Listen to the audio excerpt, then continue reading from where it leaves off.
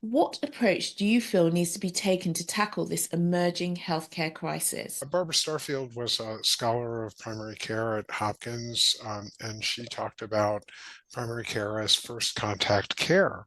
And she talked about it being affordable and accessible and available. And those are all critical aspects of primary care that right now in this country we're struggling to deliver. My own feeling is that the root cause of the problem is that we have, I sometimes say, under theorized primary care. What do I mean by that? When a gastroenterologist does a colonoscopy, there are two revenue streams that flow from her doing that procedure. The first is a fee goes to her for her skill and expertise in actually doing the colonoscopy.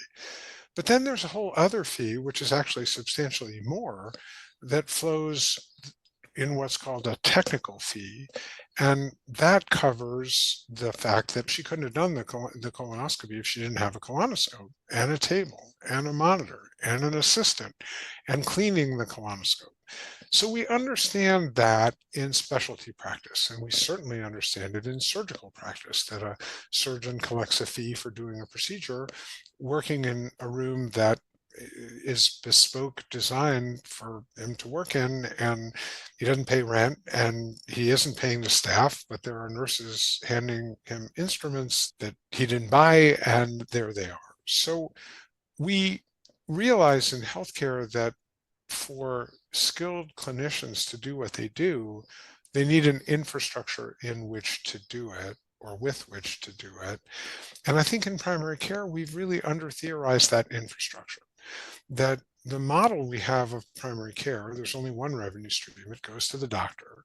And the doctor is assumed to be able to, out of that revenue stream, cover the various support that she needs to do the work that she's going to do.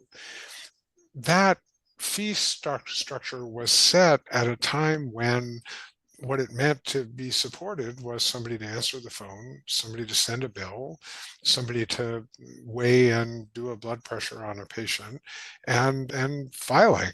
And that's kind of was what the primary care office was. But now primary care is much more virtual. Every primary care doctor is managing an inbox that will include laboratory tests their patients have had, and x-rays their patients have had, and consultations from subspecialists. And the specialty of primary care uh, has not been supported to provide that kind of responsiveness to patients. So I think it is a problem with the payment system, not so much physician salaries, though primary care physician salaries are lower than other physician salaries, but I don't think physicians aren't going into primary care because of the salary. I think they're not going into primary care because it's a job they can't do. And they can't do it because they're not resourced to do it in a successful way. If you said to the surgeon in the OR, I'm sorry, the autoclave tech called in sick today, so you have to use yesterday's tray, the surgeon would say, no way am I going to do that. But every day, primary care doctors come in and are told the MA called in sick, so you got to do your own weights and blood pressures today. It's just not designed with the support needs in mind. And I really, really hope that will change.